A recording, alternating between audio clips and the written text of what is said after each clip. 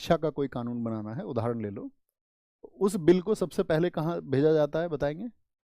तो जो बिल है या तो वो लोकसभा भेजा जाएगा या वो बिल जाएगा आपका कहाँ पर, राज्यसभा। या तो लोकसभा जाएगा या राज्यसभा जाएगा। लोकसभा ने मान के चलो उसको पास कर दिया, राज्यसभा ने भी उसको पास कर दिया, तो इसके बाद में कहाँ जाएगा ये? इसके बाद में कहाँ जाता है? इन दोनों से पास होने के बाद में तब प्रेसिडेंट साहब के पास जाता है। कहाँ जाता है? प्रेसिडेंट, यानी कि आपका राष्ट्रपति साहब के पास जाएगा। समझ पा रहे हैं? आसान सा प्रोसीजर है, दिमाग में रखना है इसको। राष्ट्रपति साहब के पास जाएगा यानी कि आपका प्रेसिडेंट साहब के पास जाएगा। ठीक है। और प्रेसिडेंट साहब जो हैं, अगर वो इस पर क्या बोल दे, भाई लोकसभा ने क्या किया, इस पर एग्री कर लिया, राज्यसभा ने भी इस पर एग्री कर लिया, अपनी असेंट दे दिया, सहमति दे दी, और राष्ट्रपति साहब भी क्या बोल दे इस पे, या तो भी सहमत होंगे, या तो सहमत होंगे, या ऐसा हो सकता है कि उसको वो रिफ्यूज कर दे, अस्वीकार भी कर सकते हैं, या ऐसा भी कर सकते हैं कि इनको वापस बोल दे, पुनर्विचार करो इस पे एक बार रिकंसिडरेशन के लिए। तो वो वीटो पावर्स हैं उनको, अभी हम थोड़ी देर बाद पढ़ेंगे, 10 मिनट बाद। अभी आप इतना भर जाने कि राष्ट्रपति साहब ने अगर इसको पास कर दिया, यानी इनको इन्होंने क्या कर दिया, साइन कर दिया, अपनी सहमति दे दी, अपनी एसेंट दे दी, अपनी परमिशन इसको दे दी इन्होंने, तो ये क्या बन जाएगा फिर? साइंड बाय प्रेसिडेंट अगर ये हो गया है तो वो बिल क्या बन जाता है आपका? अधिनियम बन जाता है। वही विधेयक क्या बन जाता है? अधिनियम बन जाता है, एक्ट बन जाता है। क्या बन जाता है? एक्ट बन जाता है। तो हमेशा कभी भी शब्द आएगा आपके सामने बिल और एक्ट, दोनों को बात को याद रखेंगे कि एक्ट क्या है। एक्ट आपका अगर हम बात करें एक फाइनल प्रोडक्ट है, बिल क्या है, एक इनिशियल प्रोडक्ट है, वो एक शुरुआती प्रक्रिया है। ठीक है। और वो भी कब होगा, कोई भी अधिनियम कब बनेगा, अगर बिल को दोनों सदनों में पारित कर लिया गया है और राष्ट्रपति साहब ने इस पर हस्ताक्षर कर दिए हैं, तो कोई भी आपका, कोई भी साथी आपका जो अधिनियम है वो क्या बन जाएगा? अधिनियम बन जाएगा। ये बात हमको जाननी है, यानी कोई भी विधेयक हमारा अधिनियम बन जाएगा। बात क्लियर है? छोटी सी बात थी, इस सब की हमें जरूरत होगी अभी थोड़ी देर में।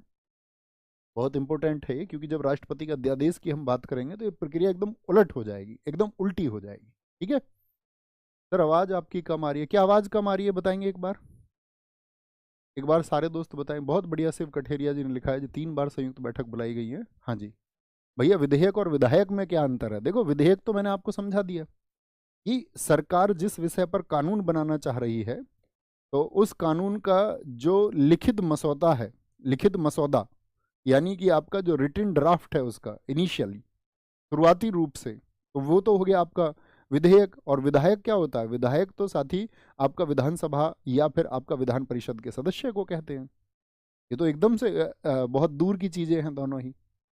भाई विधायक कौन होगा? जो कि आप विधानमंडल का सदस्य है, लेजिस्लेचर का सदस्य है स्टेट में, यानी कि वो आपका या तो एमएलए है या फिर एमएलसी है, member of legislative assembly, member of legislative assembly है, या फिर मेंबर ऑफ लेजिस्लेटिव काउंसिल है। तो इनका तो संबंध ही नहीं है दूर दूर तक दोनों बातों का। बात की आवाज़ एकदम ठीक आई है? आवाज़ सही आ रही है जी? ठीक है भाई साहब, थैंक यू। अब देखो यहाँ पर एक छोटी सी बात मुझे बताना, अभी सबकी क्या जरूरत हमको पड़ेगी, याद रख लेना। तो क्या बताया हमने? विधेयक होगा। तो मैंने क्या बताया था, यहाँ पर राष्ट्रपति साहब के पास में क्या कौन सी चीजें प्राप्त होती हैं, लिखना। या तो वो इसे स्वीकार कर लें, स्वीकार कर लें, तो स्वीकार कर लेंगे तो अधिनियम बन ही जाएगा, यानी कि वो इस पर क्या दे दें, अपना एसेंट दे दें, सहमति दे दें। ठीक है। सहमति, इसको कहीं छोटा सा शब्द भी लिख सकते हैं, या ऐसे एक आसान शब्द हो सकता है इसके लिए, एक्सेप्ट कर लें, इसको एक्सेप्ट कर लें। दूसरा, 4 चीजें इस पर हो सकती हैं। दूसरा, उसको अस्वीकार वो कर दें। क्या कर दें? अस्वीकार कर दे, यानी रिफ्यूज कर दें, उसको रिजेक्ट कर दे। रिफ्यूज भाई ऐसा भी हो सकते हैं, वो ये कहें कि नहीं, मैं इसको जो है आपका रिजेक्ट करता हूँ, और उनको लगा कि भाई इस तरह का कानून नहीं बनना चाहिए, जो कल को अगर ऐसा कानून बना दिया तो वो देश में क्या है आपका किसी विसंगति को जन्म दे देगा। और मान के चलो किसी पार्टी पक्ष ने किसी धर्म के पक्ष में होकर के कोई निर्णय ले लिया, तो ऐसा क्या होगा, ऐसा जो है साथी आपका विसंगति को पैदा करेगा, तो वो उस पर क्या कर सकते हैं, उसको रिफ्यूज।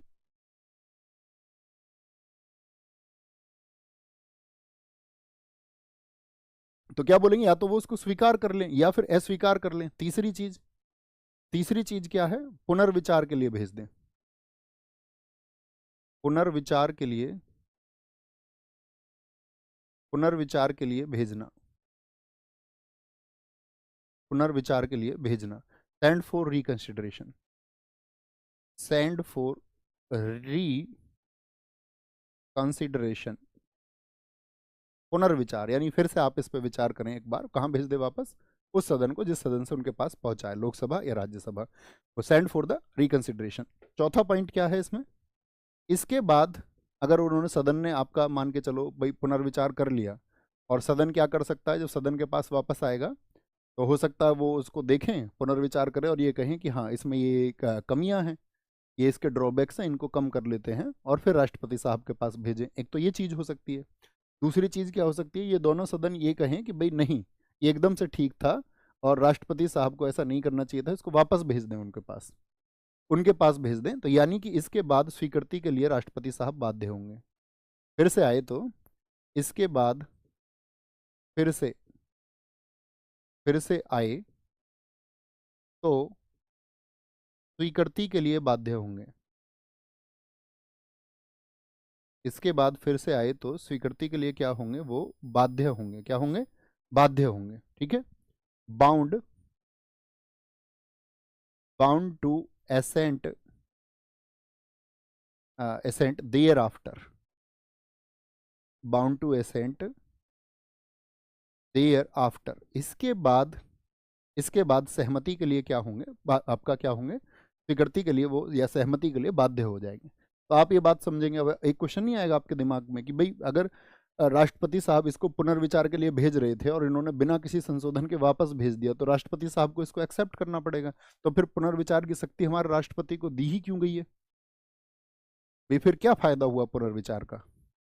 अगर पुनर्विचार के लिए उन्होंने वापस भेजा कि इसमें कुछ कमियां हैं, और उसके बाद में ये भी कह दिया गया कि जो सदन है वो बिना किसी बदलाव के, बिना किसी अमेंडमेंट के, बिना किसी संशोधन के भेजता है, तब भी राष्ट्रपति साहब बाउंड है कि उसको मानेंगे। फिर एक ही बार पुनर्विचार के लिए लौटा सकते हैं, मैंने कल भी आपको बताया था। तो कोई फायदा हुआ क्या रिकंसिडरेशन का? आप सोचिए, आप कहेंगे कि नो, आपका तो जवाब यही होगा, फिर तो कोई फायदा हुआ। लेकिन आप इसको कमजोरी मत समझना, रिकंसिडरेशन के बहुत फायदे हैं। जब देश में किसी बिल को राष्ट्रपति साहब वापस करते हैं पुनर्विचार के लिए, तो पूरे देश में एक बहस छिड़ जाती है, और जो पार्टी पक्ष होता है उस पर जनता का बहुत दबाव हो जाता है कि भाई ऐसे बिल को आप क्यों बना रहे हैं जिस पर राष्ट्रपति साहब ने रोक लगा दी है, या राष्ट्रपति साहब ने, मान के चलो रोक लगाने पर तो बिल बनेगा ही नहीं, जिसको राष्ट्रपति साहब ने पुनर्विचार के लिए भेज दिया है, ऐसे किसी बिल को आप आगे क्यों बढ़ा रहे थे? तो देश में बड़ा उस पर अगर आप बात बोलें तो विवाद होते हैं, और बड़े जोर शोर से वो बातें उठती हैं, और सरकार दबाव में आती है उसके। तो रिकंसिडरेशन कोई आप कमजोर चीज ना समझें उसको, है ना।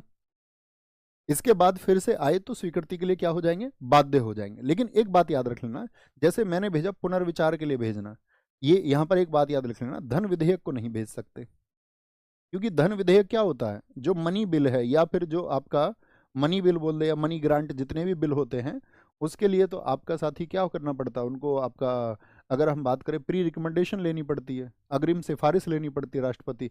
ये तो आपका पेश ही किसकी आपका सिफारिश पर, आपका अग्रिम सिफारिश राष्ट्रपति की सिफारिश पर ही ये पेश होता है। तो जब अग्रिम सिफारिश यानी अगर पहले ही उनकी मंजूरी ले ली है, तो फिर तो जिस वे उन्होंने खुद पहले मंजूरी दे दी है, तो उसको फिर पुनर्विचार के लिए क्यों भेजेंगे?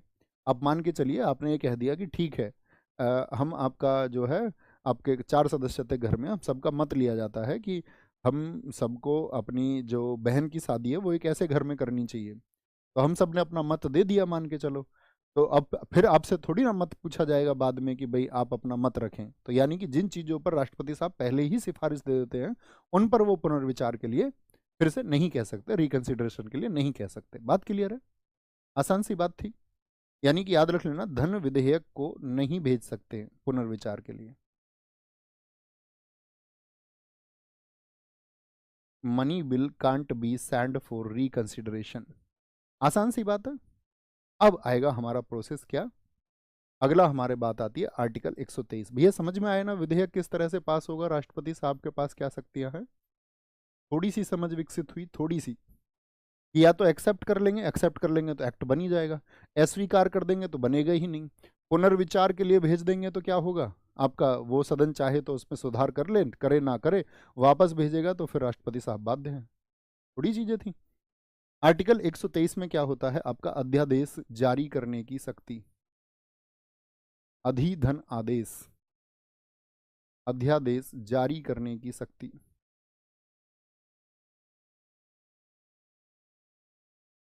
जारी करने की शक्ति। अध्यादेश बोले तो आपका क्या बोलेंगे, इसको बोलते हैं प्रोमलगेट। अध्यादेश जारी करने की शक्ति, यानी कि ऐसे लिख सकते हैं इसको, टू प्रोमलगेट द, अध्यादेश जारी करना। देखो अध्यादेश क्या है, इससे बहुत सारे क्वेश्चन बन जाते हैं, अक्सर पूछा जाता है। पहली बात तो यही पूछा जाएगा कि अध्यादेश जारी करने की शक्ति किसमें है। मैंने आपको बताया था कि संसद क्या सारे महीने काम करती है, तो आप कहेंगे भैया नहीं, आपने एक बात हमको बताई थी कि कम से कम 2 सत्र होने चाहिए और 2 सत्रों के बीच में जो गैप है वो 6 माह से अधिक का ना हो। तो यानी कि ऐसा प्रोविजन है कि जो 6 महीने हैं, 6 महीने ऐसे पॉसिबल हैं कि संसद काम ना कर रही हो। संभव है या नहीं? संसद की 6 माह संसद की कार्यवाही ना हो, यानी संसद में कार्यवाही ना हो, क्या ऐसा संभव है? हाँ या ना? पहली बात तो ये आप कहेंगे जी भैया बिल्कुल संभव है, क्योंकि हमारे संविधान में ये कहा गया है। जब हम आर्टिकल 85 को बहुत पढ़ेंगे अच्छे से तब हम इस बात को जानेंगे कि 2 सत्रों के बीच में 6 माह से अधिक का गैप नहीं, अधिक का नहीं होना चाहिए, कम का हो सकता है, यानी 6 माह का हो सकता है। और आप अगर बात करें 5.5 महीने का हो सकता है, 5 का हो सकता है, 4 का, 3 का, 2 का, 1 का, ठीक है, वो तो होते ही हैं जो सत्रों के बीच में गैप है। अब यहाँ इंपॉर्टेंट बात है कि संसद का काम क्या था। संसद का काम है आपका लॉ मेकिंग का, विधि निर्माण का कार्य क्या है, विधि निर्माण का कार्य कौन करेगा? अब जो एमपी साहब हैं वो तो चले गए भैया हॉलीडे पर, और देश को जरूरत है किसी कानून की, इंस्टेंट किसी कानून की जरूरत है, और संसद की कार्यवाही नहीं चल रही है, तो अब कानून कैसे बनेगा? तो ऐसी स्थिति पर भी तो विचार किया जाएगा कि भाई संसद जो है, या तो आप उनसे 12 महीने काम करवाइए, या तो आप कहिए कि भाई आपको हर रोज बैठना है और जब कभी भी कानून की जरूरत पड़ेगी तो आपको तैयार रहना है। तो ऐसी स्थिति तो है नहीं, ये तो नहीं थोप सकते हैं, क्योंकि 3 सत्र बता दिए गए और 6 महीना से अधिक का गैप ना हो। तो ये शक्ति फिर किसको दी गई? राज्य में दी गई, राज्यपाल को। राज्य में किसको दी गई है? राज्यपाल को दी गई है आर्टिकल 213 में। और जो केंद्र में दी गई है, तो केंद्र में दी गई है राष्ट्रपति साहब को आर्टिकल 123 में। ठीक है, तो ये छोटी सी बात याद रख लेना। अध्यादेश जो जारी होगा वो अधिकतम कितनी अवधि तक जारी रहेगा, ये आपसे मेरा प्रश्न है। अधिकतम कितनी अवधि तक वो जारी रहेगा? तो वो जारी रहता है आपका 6 मंथ्स। भाई संसद में कार्रवाई में कितना गैप हो सकता है? 6 महीने का, तो 6 महीने तो रहेगा ही रहेगा। फिर संसद की कार्यवाही 6 महीने बाद शुरू होगी, और जैसे ही संसद की कार्यवाही शुरू होगी तो उसके 6 सप्ताह के अंदर इसको फिर क्या है, इसको वो विचार करेंगे कि भाई इस पर आपका जो इन्होंने कानून बनाया था वो वैलिड है या नहीं है। तो इसकी फिर आपका वैधता पर विचार होता है कि भाई इसको वैलिड रखा जाए, आगे जारी रखा जाए। अगर वो सही कानून है तो चाहे तो उसको आपका क्या बोलेंगे, आपका इतने 6 महीने के अंदर उसको फिर से पारित कराना पड़ेगा और उस कानून को फिर आगे चला सकते हैं, लेकिन फिर से पारित कराना पड़ेगा। क्योंकि हमारे यहाँ प्रोसीजर क्या है कि अगर कोई भी विधेयक था, जो कानून हमको बनाना था, वो लोकसभा और राज्यसभा में पारित होना जरूरी है। अब जब राष्ट्रपति साहब ने ऑर्डिनेंस जारी कर दिया तो क्या ये लोकसभा और राज्यसभा में पारित हुआ था? तो आप कहेंगे नहीं भैया, संसद की तो कार्यवाही ही नहीं चल रही थी, तो लोकसभा और राज्यसभा में पारित होने का मतलब ही क्या है? यानी इसको तो ये एकदम से उल्टी प्रक्रिया हो गई कि सीधे सीधे एक अधिनियम बना दिया गया। किसका उल्टा हो गया है आप समझे ना? मैंने आपको बताया विधेयक से, यहाँ देखिए विधेयक कैसे बनेगा, विधेयक से होते हुए अधिनियम बनता है, कानून जिसको हम कहते हैं। अधिनियम, एक्ट का मतलब ही होता है कोई कानून या लॉ बन गया, ठीक है, कोई लॉ बना। अब यहां पर इतनी बात समझेंगे, यहां तो सीधे क्या कर दिया गया है, लॉ बना दिया गया है। तो प्रोसीजर कहां से शुरू हुआ है? तो ये तो सब मिसिंग है उसमें। तो क्या करना पड़ेगा, यहाँ पे पारित करना पड़ता है। और कितने दिनों में पारित करना पड़ेगा? कितने दिनों में? 6 सप्ताह में। अब इंपॉर्टेंट बात ये हुई कि कौन से 6 सप्ताह? 6 महीने तो समझ में आया कि संसद की कार्यवाही नहीं चलती है। यहाँ पर देखना है आपको 6 सप्ताह कौन से होंगे। भाई ऐसा भी होता है ना, इसके लिए पहले आपको कॉमन समझ रखनी है कि जो लोकसभा है, लोकसभा का जो सत्र या फिर आपका राज्यसभा का जो सत्र है वो एक साथ शुरू हो, ये जरूरी है क्या? आप कहेंगे, अगर नहीं भी जानते तो जान लो, ये बिल्कुल जरूरी नहीं है कि दोनों के सत्र एक साथ शुरू हो सकता है लोकसभा का सत्र पहले शुरू हो जाए